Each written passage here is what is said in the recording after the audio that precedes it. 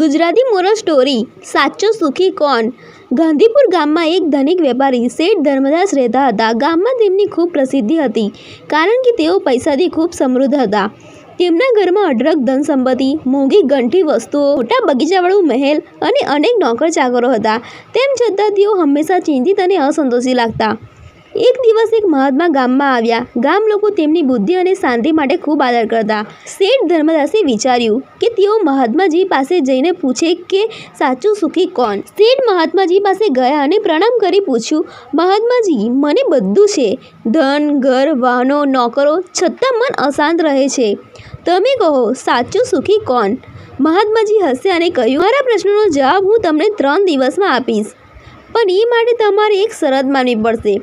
આજે સાંજ સુધી તમે ગામમાં એક એવો માણસ શોધો જે ખરેખર સુખી હોય અને તેની પાસેથી તેની સુખી જિંદગીનું રહસ્ય શીખીને આવો.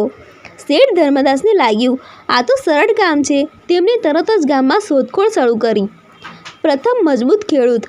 શેઠ ધર્મદાસ પહેલાં ભીમજી ખેડૂત પાસે ગયા. ભીમજી ગામનો સૌથી શ્રેષ્ઠ ખેતી કરતા હતો.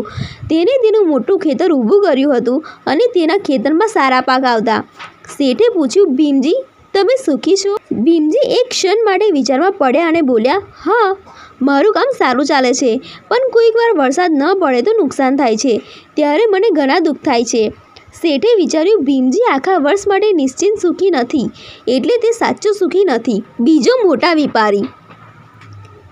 પછી શેઠ ધર્મદાસ ગામના બીજા ધનિક વેપારી શેઠ ગણપતલાલ પાસે ગયા. તેઓ ખૂબ પૈસાદાર હતા. શેઠે પૂછ્યું, શેઠજી, તમે સુખી છો?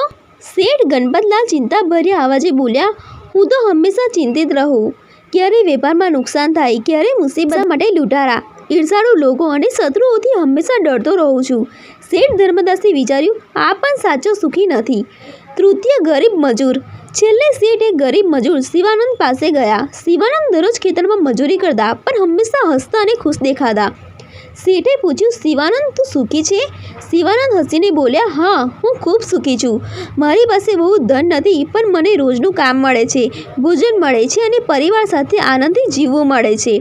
મેં ઈર્ષા, લોભ અને ચિંતા છોડી દીધી છે, એટલે હું હંમેશા ખુશ રહું છું. શેઠ ધર્મદાસ આશ્ચર્યચકિત થઈ ગયા. સુખ માટે ધન, દોલત કે મહેલની જરૂર નથી. સાચું સુખ તો શાંતિ અને સંતોષમાં છે. મહાત્માજીનો ઉકેલ. શેઠ ધર્મદાસ મહાત્માજી પાસે પાછા ગયા અને પોતાના અનુભવ વિશે જણાવ્યું. મહાત્માજી હસ્યા અને કહ્યું, સાચું સુખ ધનમાં નથી, તે તમારા મનની શાંતિ અને સંતોષમાં છે. જો તમારું હૃદય શાંત અને નિસ્વાર્થ છે, તો જ તમે ખરેખર સુખી બની શકો. એ જ દિવસથી શેઠ ધર્મદાસે માત્ર ધન એકત્ર કરવાને બદલે જરૂરિયાતમંદ લોકોને મદદ કરવાનો સંકલ્પ કર્યો. એ દિવસે તેઓ ખરેખર સુખી બન્યા. વાર્તાનો બોધ. સાચું સુખ ધનમાં નહીં, પણ સંતોષ અને શાંતિમાં છે.